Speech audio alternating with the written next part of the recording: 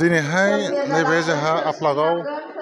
high school बेयो जोंना दतमा एलएसनि आन्दाराव गोग्लैयो दा बेहाय आसाम सोरखारा माने गुबुन गुबुन जायगायाव बोसोरै बे गोलोम बोथोरनि बन्दनि माने मोनसे मोसानाय दोरोङारि मोसानाय माने मावबादा बानायो आरोखि दा देग्लायबो माने आसाम सरकारा बे हारिमु बिफाना खालामदों बे जोंनि बिटिआर सरकार हारिमु बिफाननि मदद लोगोसे जोंनि जिल्लानि मददजों आरोखि दा जोंनि आफलागाव हाई स्कुलाव दिनैहाय अपेनिं जाबाय 10 तारिख जुलाइ दा बियो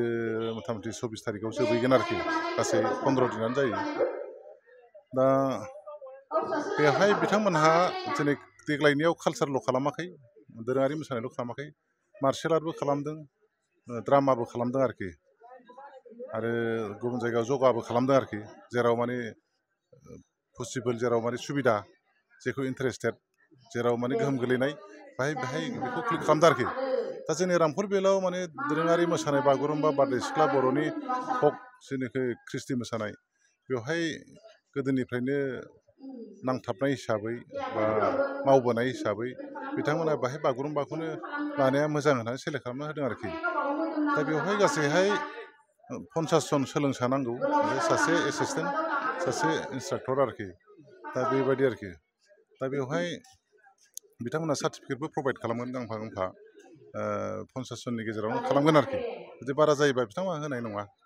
ओंखायनो जों 50 जनखौनो दा लादों आरोखि टारगेटखौ नङाबा जों बे 10,000 मोसानाय खोथा दंमोन नालाय बेवहाय जाहाथे जोङो एसे फोरोंखानो हायोबा मोजांमोन बुरजा जों सानो आरोखि खिन्थु सार्टिफिकेट लुबैलायनानै बाहाय एसे उसुबिदा जानो हागौ होननानै जों बेखौ दोनथ'नाय जाबाय आरोखि दा 50 जन बे टारगेटखौ जों खालामगोन आरोखि दा जोबोद मोजां मोनो दा बेखेवनाय हाबाफारियाव जोंहा आलासि जों लेंहरदों दा बे जाहैबाय जोंहा क'क्राझारनि एडिसि मानगोनां सौरभ देउरि आरोखि आरो लोगोसे दंफायो जोंहा क'क्राझार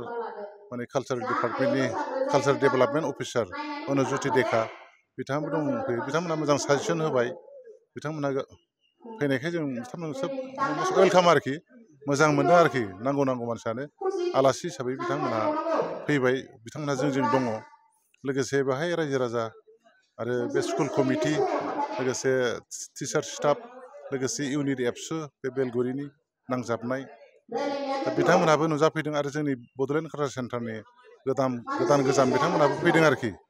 दा बुंनो थाङोबा बेहाय मेनलि माने बड'लेण्ड कालचार सेन्टारानो खुंफैनाय बायदि जाबाय आरोखि दा खोब मोजां जों वेलकाम खालामदों बेखौ माने आसाम सरकार कालचारेल एफेयार्सनिफ्राय आरोखि बिथांमोनहा गासैहाय 70,000 बेखौ खालामदों दा बेजोंनो माने बेनार खालामनाय बिदिनो सार्टिफिकेट आरो बेजोंनो बिदिनो सानफ्रामबो गथ'फोरनो मोजां हाइजेनिक माने रिफ्रेशमेन्ट जाहोनांगौ आरोखि बेजोंनो बे एसिसटेन्टनो होनाय बेजोंनो इन्सट्राक्टर माने होनाय बिदिनो मेकआप जाजोबनांगौ आरोखि आरो बिदिनो क्लजिं सेरेमनि आरो अपेनिं सेरेमनि बे खरसाजोंनो जाजोबनांगौ आरोखि दा ओंखायनो बिथांमोनहा लिमिटेड मोनसे बाजेटजों माने फिक्स खालामनानै होदों दा जोङो बेखौ मोजाङै मेनटेन खालामनो रोंबासो गोरोबगोन मेनटेन खालामनो रोङाबा जोंनिफ्रायसो थांगोन आरो स्क्रिननिफ्राय थेवबाबो जोंहा ओरैनोबाबो बेखौ खालामखानांगौ हिसाबै गभर्नमेन्टआ हरदेरनायाव जों जोबोद गोजोननाय दं आरोखि जों मेकआप खालामगोन नांगौबा जोंनिफ्राय गारदेरनानैबाबो जों बेखौ मोजां खालामनानै मोजां रोंहोगोन आरोखि ইয়াতে গভৰ্ণমেণ্ট অফ আছামৰ পৰা প্ৰতি বছৰে কৰি আছে লাষ্ট 1-2 বছৰে হয় তো এবাৰো ছামাৰ ভেকেশ্যন ৱৰ্কশ্বপ কৰিছে স্কুলত এতিয়া জেনেৰেলি ষ্টুডেণ্টবিলাকৰ ছামাৰ ভেকেশ্যন হয় তো তেওঁলোকৰ যাতে ভেকেশ্যনটো ভালকৈ যায় আৰু মানে ভালকৈ যায় ইন দ্য চেন্স ডেট ইয়াতে যোনকেইটা ডান্স শিকায় বা কালচাৰেল যিমান বস্তু আছে আমাৰ বড়োলেণ্ড আমাৰ কোকৰাঝাৰ ডিষ্ট্ৰিক্টত যেনেকৈ বাগৰুম্বা ডেন্স বা গান হওক বা এক্টিং হওক বা মাৰ্চেল আৰ্টছো আছে নেকি মাৰ্চেল আৰ্টছো আছে তো যাতে ষ্টুডেণ্টবিলাকে আৰু এক্টিভ হৈ থাকে আৰু ডান্স চান্স কৰিলে শৰীৰৰো ভাল হয় আৰু মনটো ভাল লাগি থাকে আৰু লগতে পঢ়া শুনাও ভালকৈ কৰা যায় তো সেইটো কাৰণে এই ৱৰ্কশ্বপটো পতা হৈছে আৰু বড়ো ডেন্স ইমান বাগৰুম্বা ডেন্স যোনটো আছে সেইটো যাতে শিকিব লাগে সেইটো কাৰণে মাষ্টাৰ ট্ৰেইনাৰো দিয়া হৈছে সব LACতে কৰা হৈছে এইটো আমাৰ কোকৰাঝাৰৰ 5টা LACতে কৰা হৈছে আৰু ইয়াতে আমাৰ আফলাগা হাই স্কুল আৰু বনগাঁও হাই স্কুলত ইয়াতে আমাৰ ছামাৰ ভেকেশ্যন ৱৰ্কশ্বপটো সেইটো কাৰণে কৰা হৈছে এইটো ইয়াতে কেইদিনৰ প্ৰগ্ৰাম আছে ইয়াতে